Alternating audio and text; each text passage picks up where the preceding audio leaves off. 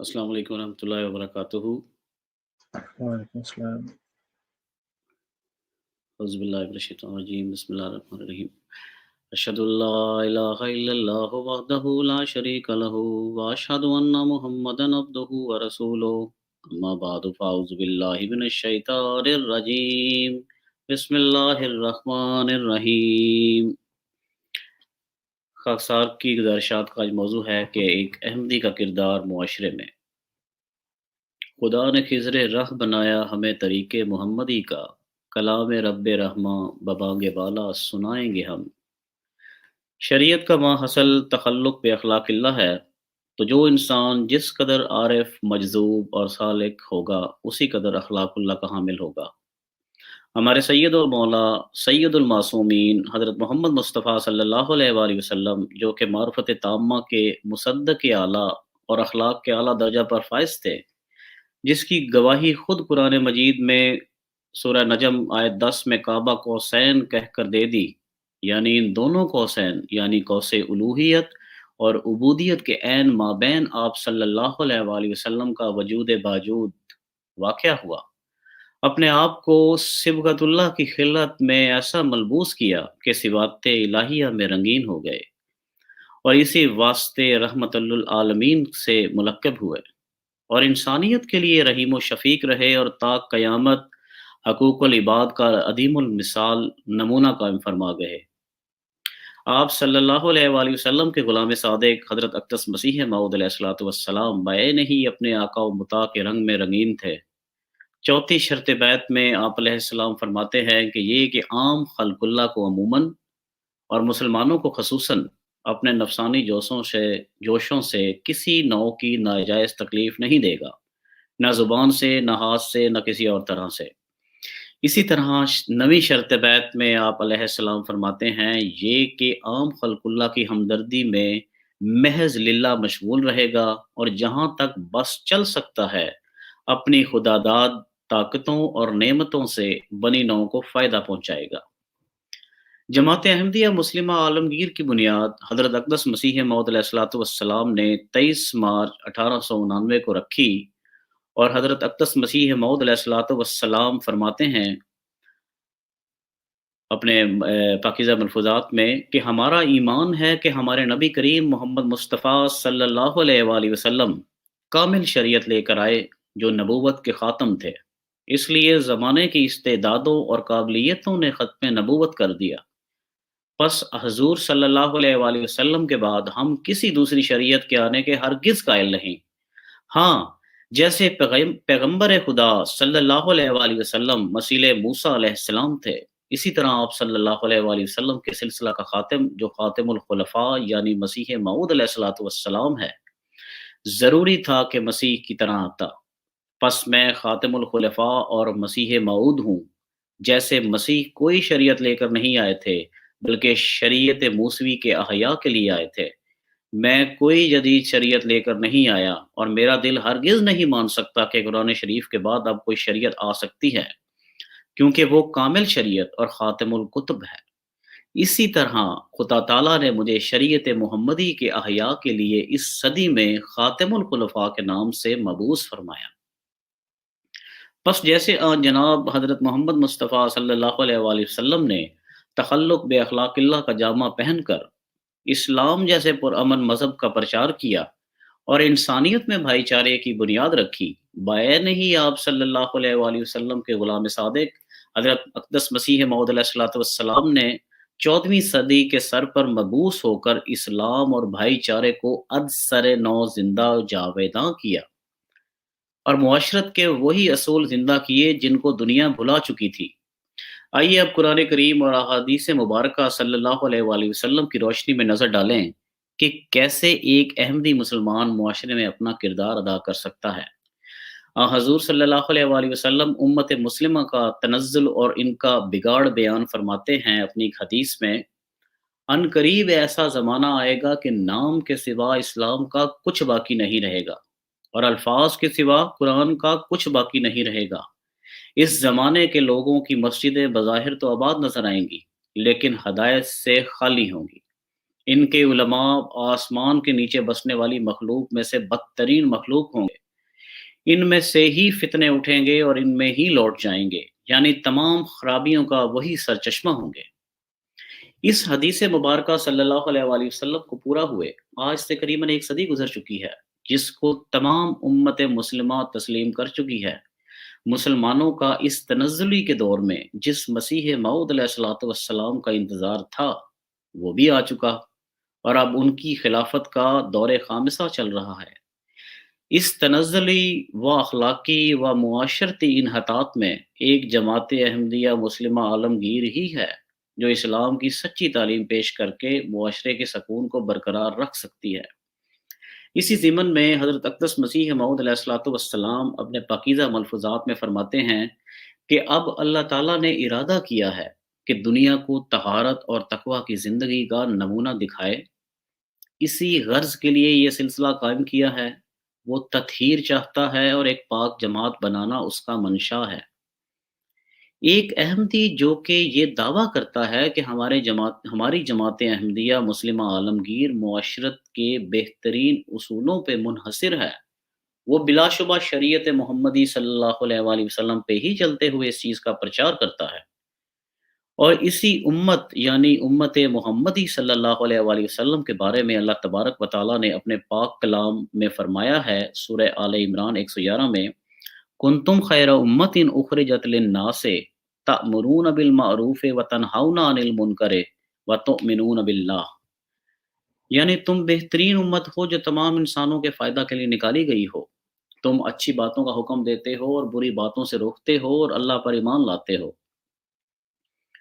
एक अहमदी को बिलाशुबा मुआशरे में ऐसा नमूना बनना चाहिए कि जिससे तमाम मुआशरे में इस्लाम की सही रंग में तस्वीर पेश की जा सके। एक अहमदी को शरायत बैत के मग़ज़ को समझते हुए बनी नौ इंसान के लिए हर किस्म की आसानी पैदा करने वाला होना चाहिए। जैसा कि खुदा ताला ने अपने कलाम में फरमा दिया कि तुम लोग दुनिया की मुनफ़ैद के लिए पैदा किए गए हो। इसलिए हर अहमदी को चाहिए कि वो बिला इम्तियाज़ रंग व नस्ल व मज़हब एक नाफ़िउ नास वजूद बन जाए।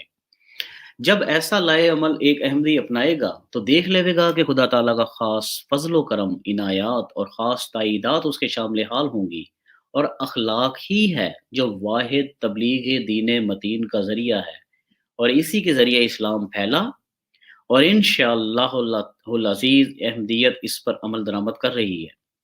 अल्लाह तबारक व तआला कुरान मजीद में फरमाता है, फस्तबिकुल खैरात, अल-बकरा आयत 149, यानी नेकियों में एक दूसरे पर सबकत ले जाओ।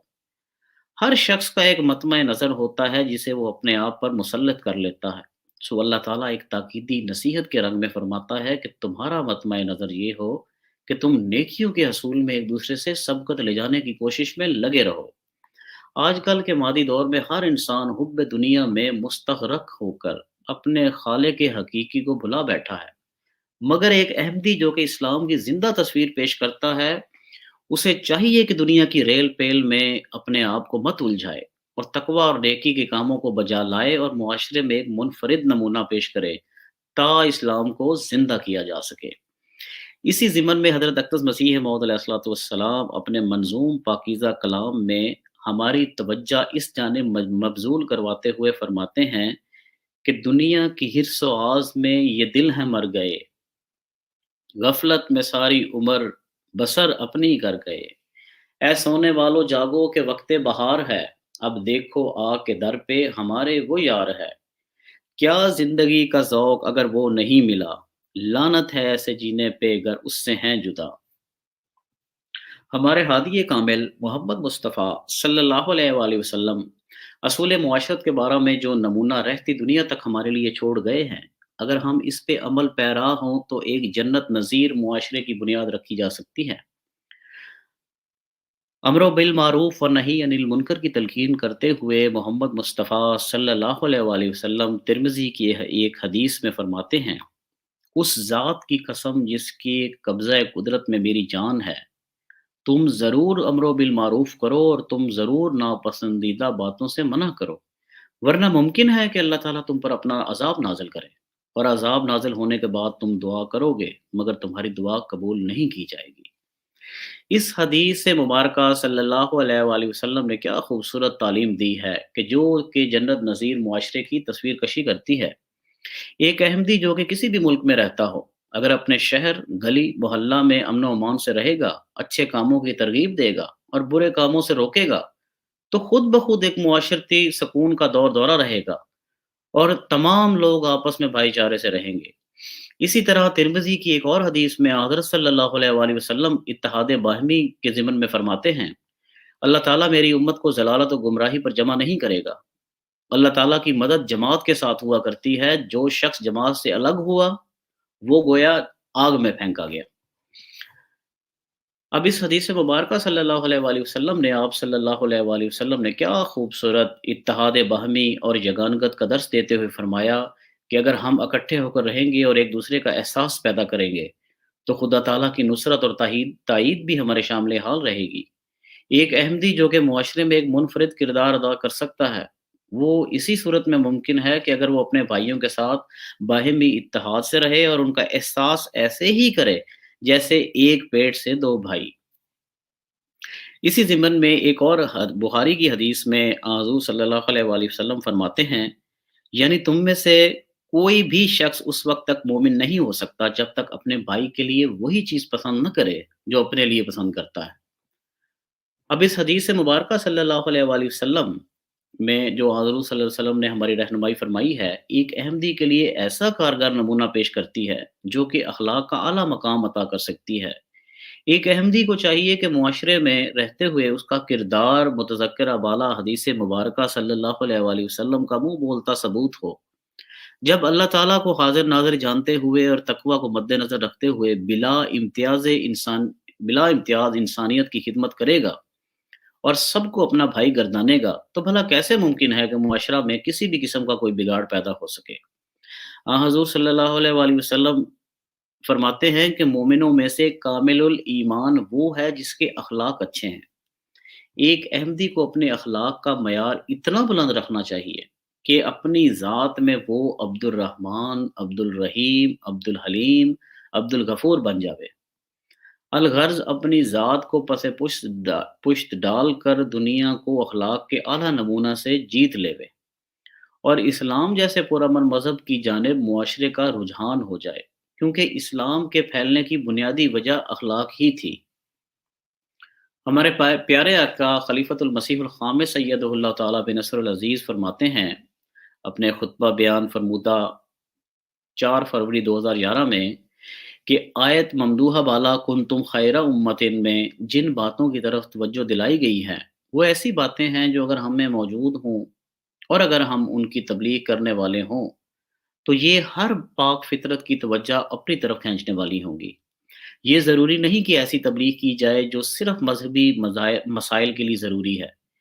یہ باتیں ایسی ہیں جو اللہ تعالیٰ نے بیان فرمائی ہیں، جو ایک دنیا دار کو بھی اپنی طرف کھینچیں گی، چاہے وہ کسی بھی مذہب کا ماننے والا ہو، بشرطے کہ وہ اخلاقی قدروں کی خواہش رکھتا ہو۔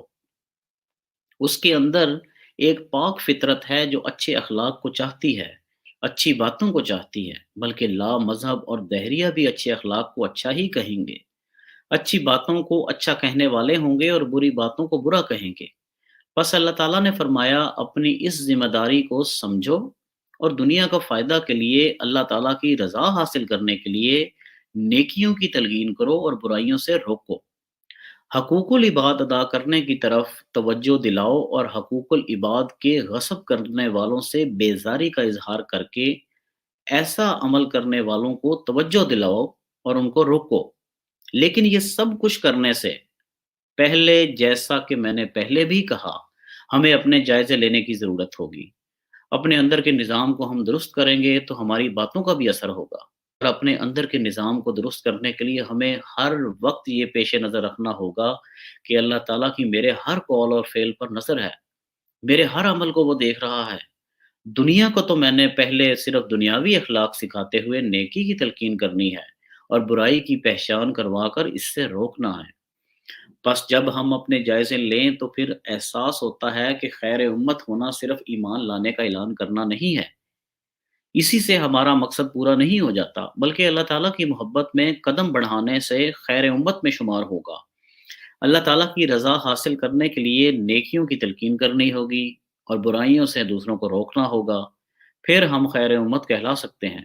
اور اس صورت میں جب ایک مومن آگے قدم بڑھائے گا تو ایک حقیقی مومن سب سے پہلے یہ دیکھے گا کہ جس بات کی میں نصیحت کرنے جا رہا ہوں، کیا یہ نیکی مجھ میں ہے؟ جس برائی سے میں روکنے جا رہا ہوں، کیا یہ برائی مجھ میں تو نہیں؟ ہماری امانت کے معیار بہت اعلیٰ ہونے چاہیے، قومی امانتیں ہوں، جماعتی امانتیں ہوں یا ذاتی امانتیں۔ ہم نے ہر ایک کا حق ادا کرنا ہے۔ ہم کسی سرکاری دفتر میں کام کر رہے ہیں تو قطع نظر اس کے ساتھ کا عملہ کیا عمل دکھا رہا ہے، ہمارا اپنا امانت کا معیار ہونا چاہیے جو دوسروں سے ممتاز کرنے والا ہو۔ پرائیویٹ کمپنیوں میں کام کر رہے ہیں تو وہاں ایک احمدی کا نمونہ ہو جو دوسروں سے ممتاز کر رہا ہو۔ آج ہم بڑے فخر سے غیروں کو بتاتے ہیں کہ احمدی کا امانت کا معیار دوسروں سے بہتر ہے، لیکن صرف یہ بہتر ہونا کوئی فخر کی بات نہیں ہے، بلکہ فخر کی بات یہ ہے کہ اعلیٰ ترین معیار ہو۔ اس مضمون کے آغاز میں جیسا کہ ذکر کیا گیا ہے کہ شریعت کا ماحصل تخلق بے اخلاق اللہ ہے، اسی ضمن میں حضرت مرزا بشیر الدین محمود احمد المصلح الموعود خلیفۃ المسیح الثانی رضی اللہ عنہ اپنے خطبہ بیان فرمودہ 15 فروری 1935 میں فرماتے ہیں، سورہ جمعہ کی آیت 2 کی تلاوت فرما کے یسبح للہ ما فی السماوات و ما فی الارض ارض مالک الملک مالک القدوس العزیز الحکیم، یعنی اللہ ہی کی تسبیح کرتا ہے جو آسمانوں میں ہے اور زمین میں ہے، اور جو بادشاہ ہے، قدوس ہے، کامل غلبہ والا اور صاحب حکمت ہے۔ اس آیت میں اللہ تعالیٰ کی 4 صفات بیان کی گئی ہیں جن کی تسبیح کو بندوں کے سامنے پیش کیا گیا ہے۔ جماعت کو نصیحت کرنا چاہتا ہوں کہ ہمارا اصل مقصد تسبیح ہے اور یہ کہ احمدیت دلوں میں قائم ہو جائے۔ اسی وجہ سے اگر کوئی شخص ہم سے لڑتا ہے تو اس کی پرواہ نہیں، لیکن اگر وہ صلح کے لیے آتا ہے تو چاہیے کہ اگر وہ ایک قدم آگے بڑھے تو ہم 2 قدم اس کی طرف بڑھیں، اور ہمارا رویہ ایسا ہونا چاہیے کہ کسی حالت میں بھی ہم پر کوئی نکتہ چینی نہ کر سکے۔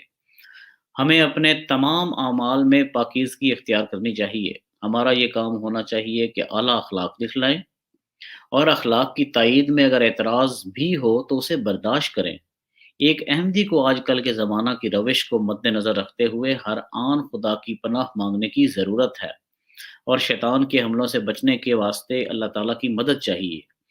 اسی ضمن میں حضرت مسلم موعود رضی اللہ عنہ فرماتے ہیں، کہتے ہیں کہ ایک بزرگ کا ایک شاگرد تھا، اس نے جب تعلیم مکمل کی اور واپس جانے لگا تو بزرگ نے کہا، کیا تم جس ملک جا رہے ہو وہاں شیطان بھی ہوتا ہے؟ تو شاگرد نے حیران ہو کر کہا، شیطان کہاں نہیں ہوتا، شیطان تو ہر جگہ ہے۔ تو انہوں نے کہا، جو کچھ تم نے مجھ سے دین کے بارے میں، اخلاقیات کے بارے میں سیکھا ہے، پڑھا ہے، اگر اس پر عمل کرنے لگو اور شیطان حملہ کر دے تو کیا کرو گے؟ اس نے کہا، مقابلہ کروں گا۔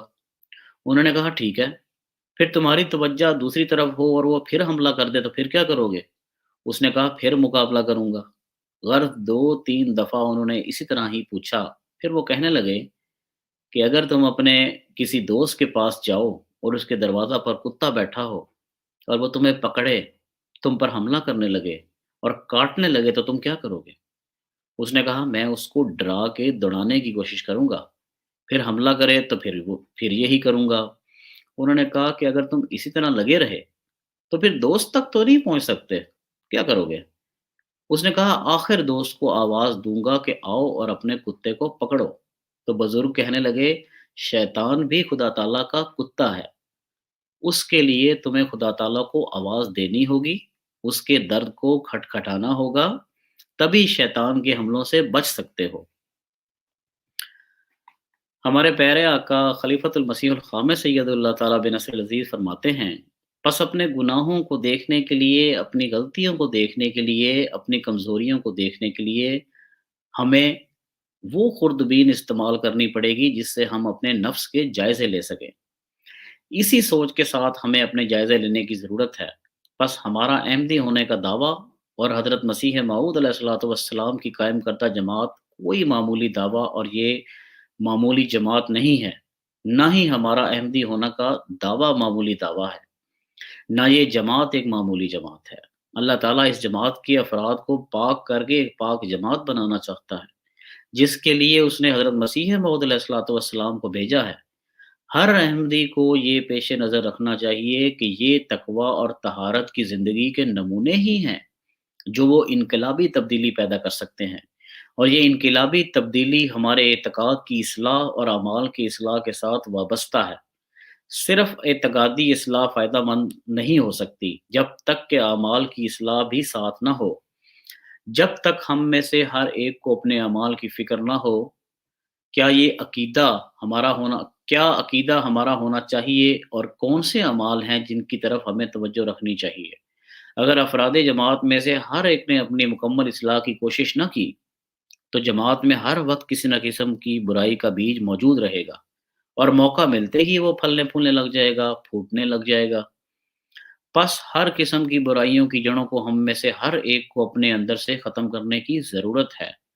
تبھی ہم ہر قسم کی برائیوں کو جماعت میں سے ختم کر کے عملی اصلاح کی حقیقی تصویر بن سکتے ہیں، اور تب پھر اللہ تعالیٰ ہمیں فتوحات کے نظارے دکھائے گا۔